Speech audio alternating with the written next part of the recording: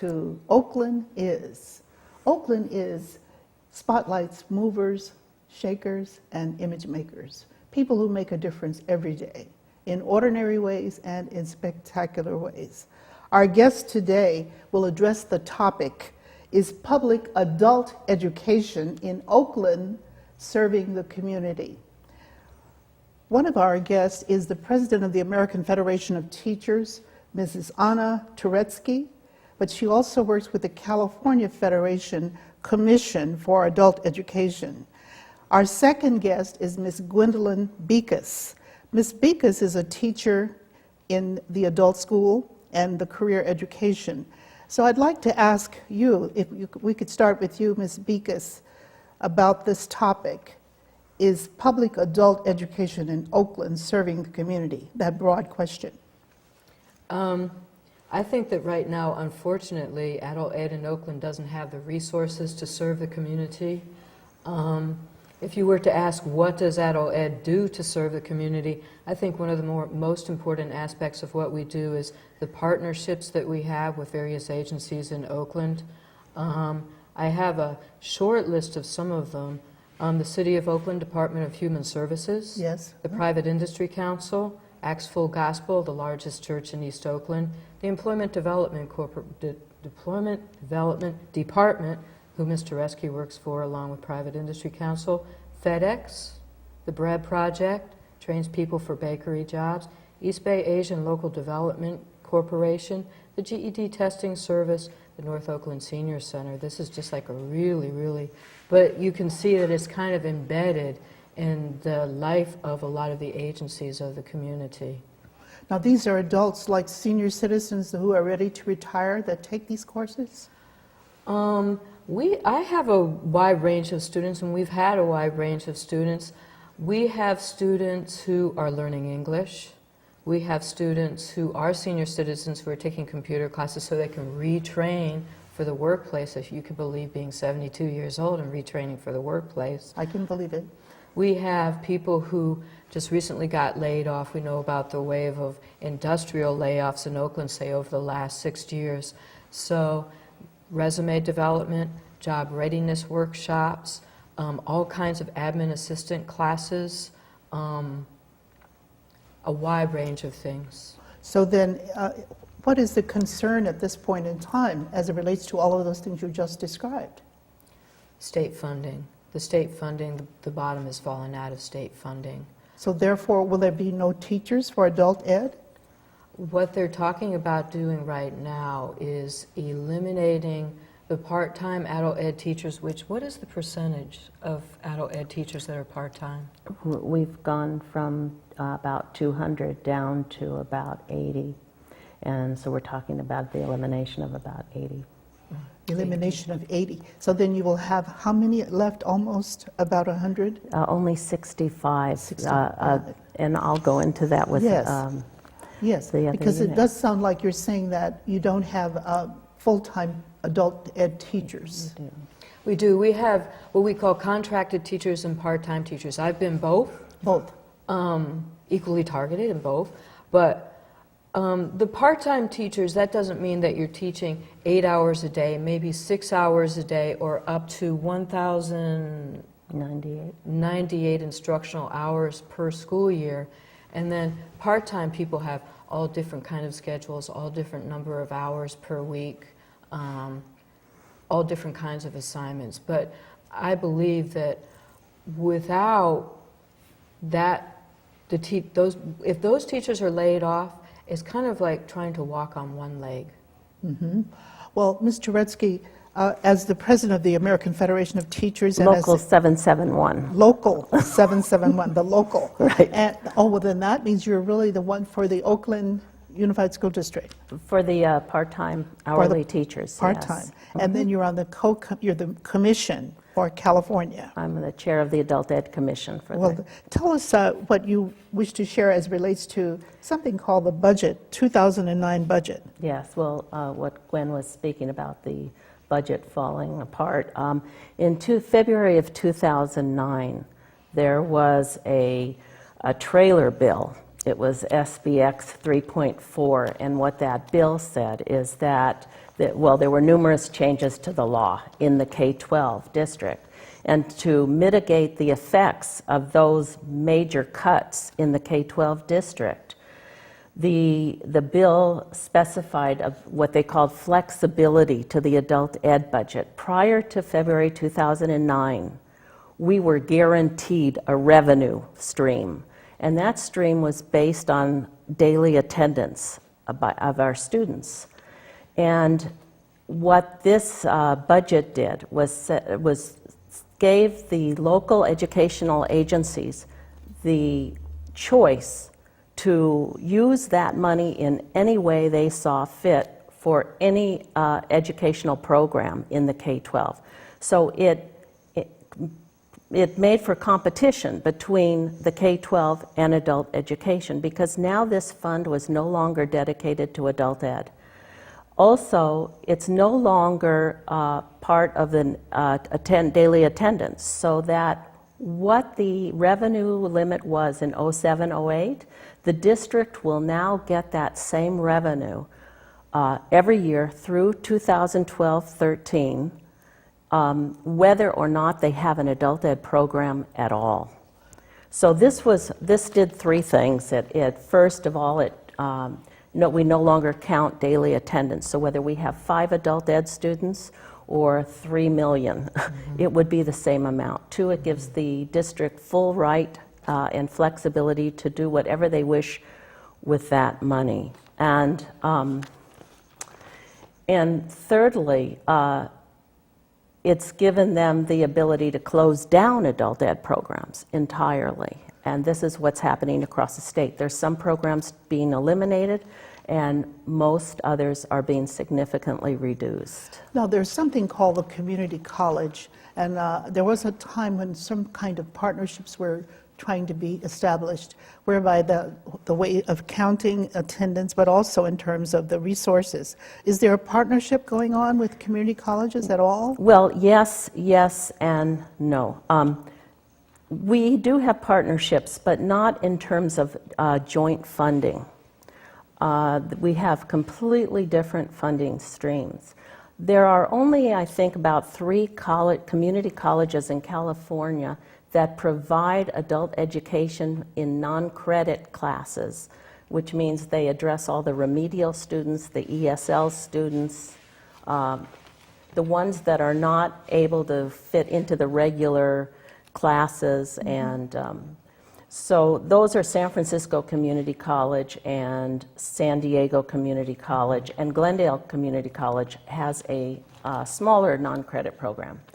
So and then in Santa Rosa, they closed the adult school, and so I believe that the Santa Rosa Community College is working on picking up some of the slack, some of it.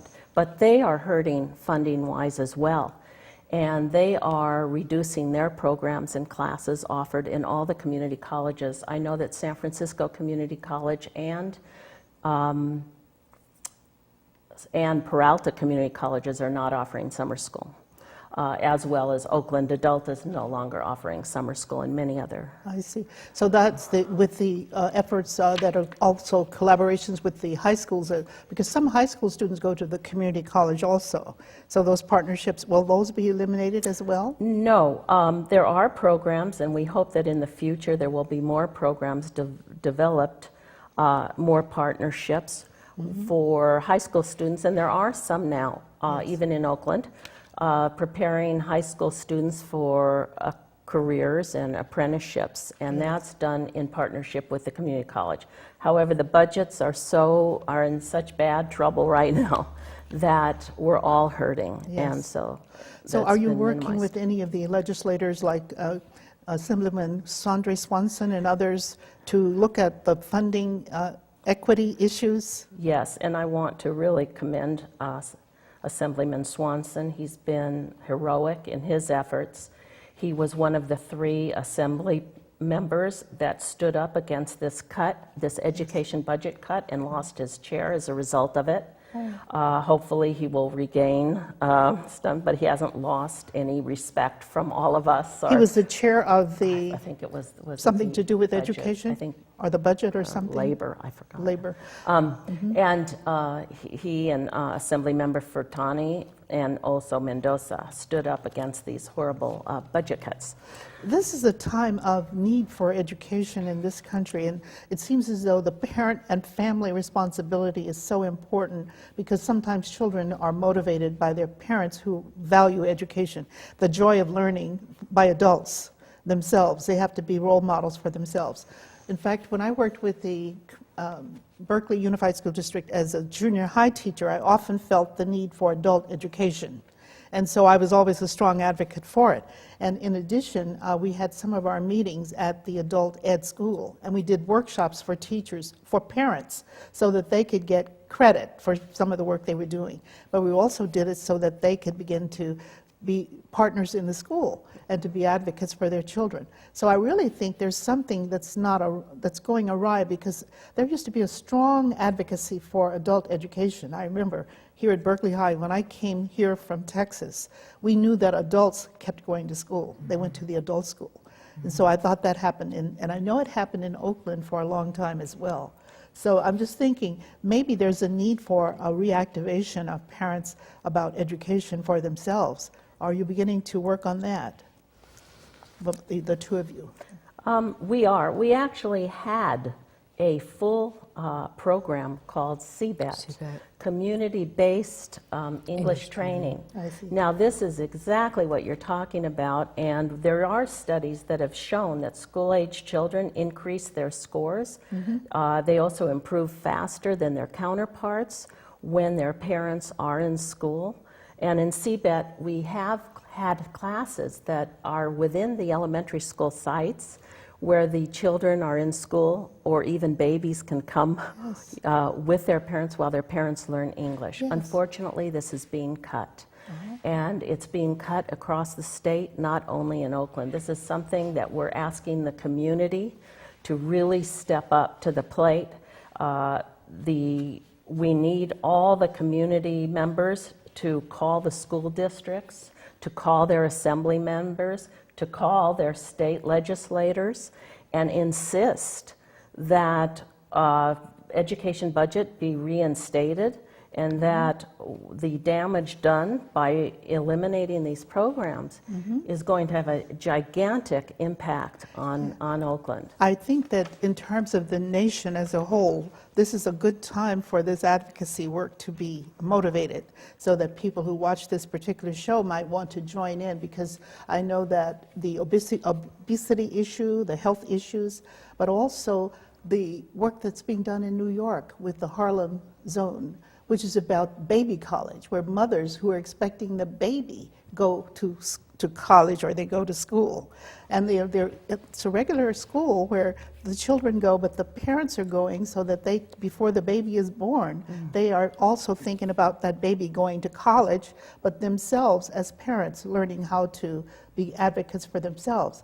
So I'm just thinking there's some things that are moving now that might be, with your role as the president of the local AFT, and also with the chair of the commission for adult education. To me, that seems to be the cutting edge issue as it relates to family education. And I have a friend who does something called family management education. She would be a good person. I will have to give you that information. I know she'd be delighted to help with that. Something called family management education, but it's about the whole holistic approach to education. So I know that you have things that the advocacy that you have, it's about colleagues that you have who are teaching, concerns of that sort. Is that something? I have a lot of concern about the needs of the community not being met, and that's on a wide basis, but also I can only talk about my particular relationship with the agencies I work for and the students that I work with. Yes. In the mornings, I work for Acts Full Gospel Church of God in Christ. It's the largest church in East Oakland. Yes. I work for the men of Valor Academy. It's ex-offenders. Yes. If you go for a job at the Green Job Corps, they give you a math test. If you go to get into Merritt College, they give you a math test. I think one of the things that adult ed does is kind of like that little step between high school and college, or high school and career. For a lot of my students, there needs to be this in-between step. Yes. so they can get to college and do well, so they can apply for a job, and the minute they give you those tests, you can pass them without, so then you can support your children, so then you don't have to go back to prison. So then, you know, everybody I know who has parents who were in prison talk about what it's like to have to go to a prison waiting room to see your father or your mother and how that is. Yes. Unfortunately, what's happening is the way it looks with Men of Valor, we also have an apprenticeship program in the afternoon. That's also taught by an hourly teacher. In June, that's gone. So then the Men of Valor, do they pay for the courses that are being taught? That my students get them for free. They get an apprenticeship course in the afternoon. They get a GED course in the morning. They have computer services. That's another thing about adult ed. The courses are either $10 for a 3-month course, or they're free. Free. So then the Men of Valor does it have a budget to pay for the teachers? They have. That's why they've been traditionally partnering with the district, because the district gives them teachers. So that's one of the free components, but they get funding for the other aspects of the program. Because the men live there. I so see. for the board and care and all of that, yeah. Yeah, that it could be that they might step up to the plate in terms of the teacher salaries, that if that has to be funded at some point in terms of how they get funding. But I do believe that what's afoot in the nation are things like that, because it's so apparent that men who have been in prison who come back and they need the skills to get jobs, they need those basic skills you just described, and they have to be able to get them. And what that particular picture is, that's going to be replicated about 100 different times in 100 different places and agencies in June in the city of Oakland. Private Industry Council, unemployment development. If you need someone to help you put together a resume or give you the drill on how to interview for a job, a lot of people don't know. Yes. If you haven't interviewed for a job for 30 years because you've been working, or if you have no work history. Right. Yes. So then you see any light coming through in terms of how that will be addressed? Or you have recommendations? I think Ms. Turetsky has a lot to talk about All that. right. I have only a small amount, see. and it's from a book written by Kelley Epstein. Yes. She's at Holy Names. Yes. This book is available at Marcus Books. Support your local bookstore. And she says, I'm actually going to quote from Chapter 4, which is Civil Rights and State Takeovers. The name of her book is A Different View of Urban Schools, Civil Rights, Critical Race Theory, and Unexplored Realities.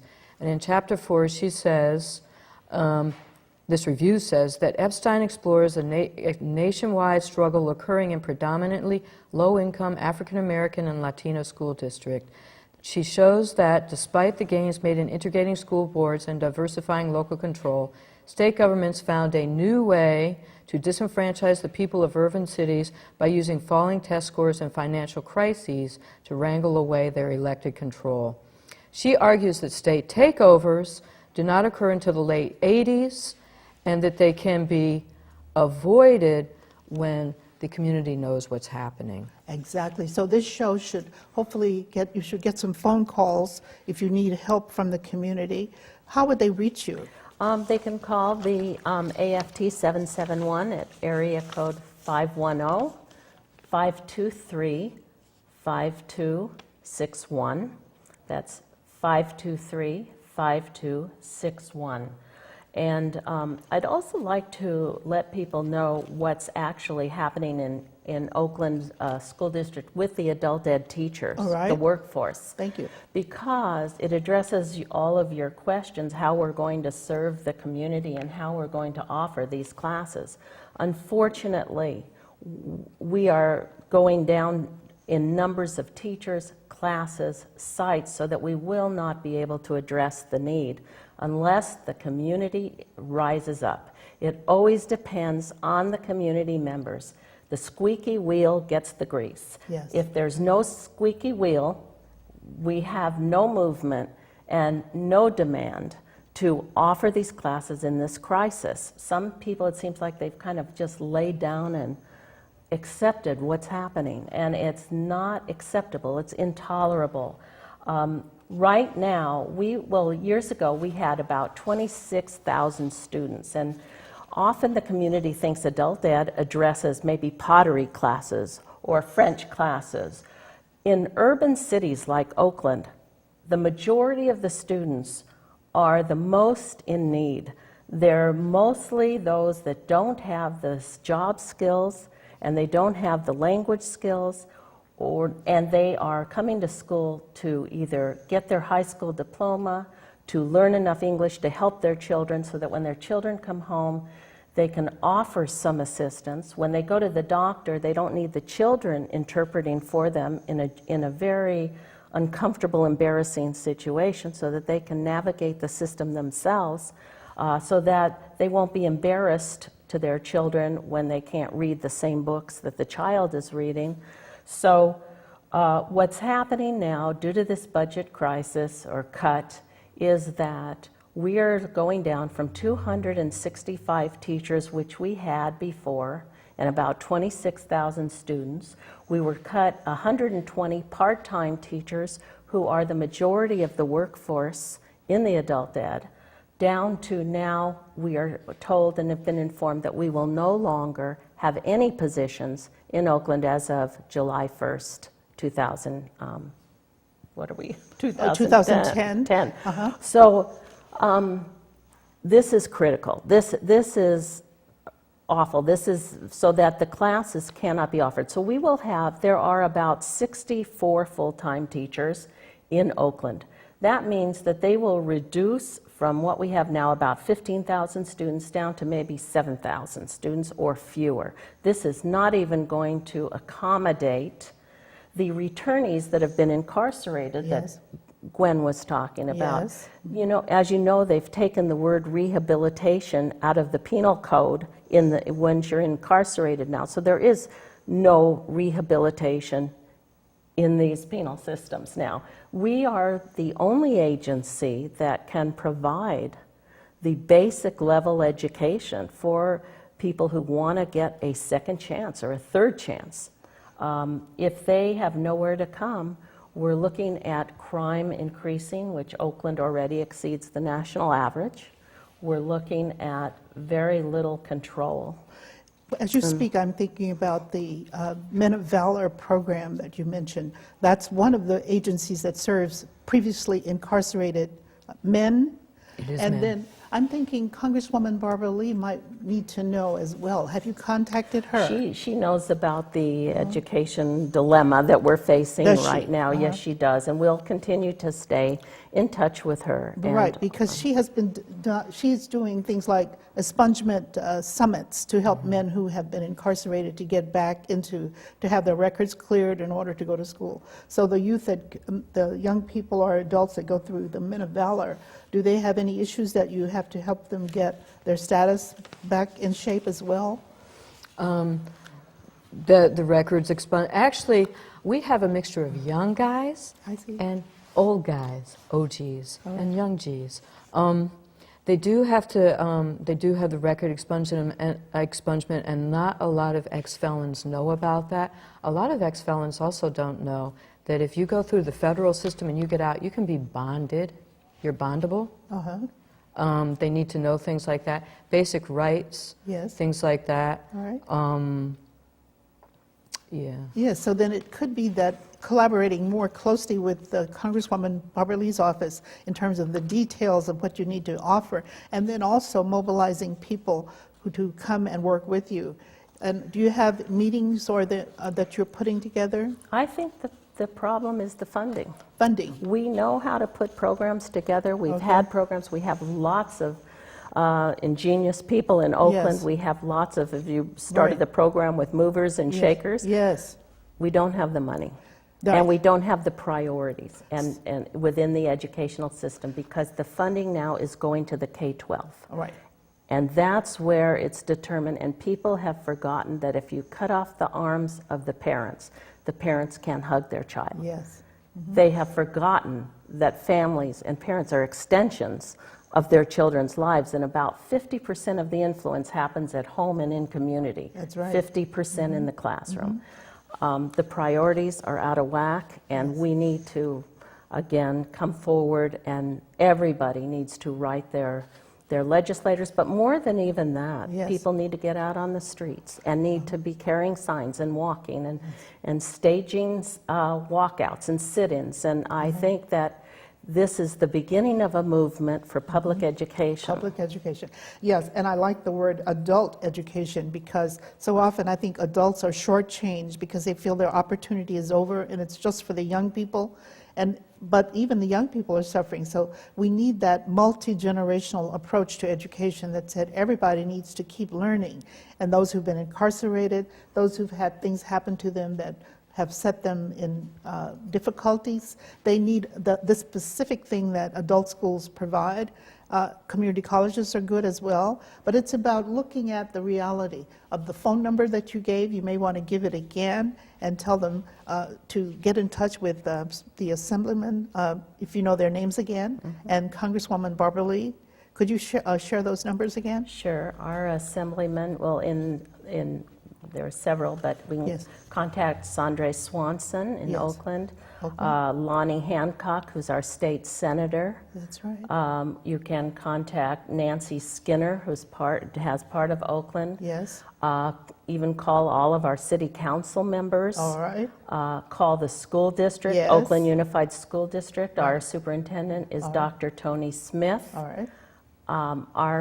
The Oakland American Federation of Teachers number, again, is 510-523-5261. Please call us. And I will be giving you some information after we have a chance to pull it together. Thank you so much for your advocacy and your trailblazing, because I really think it's needed. Thank you for having us. You're welcome.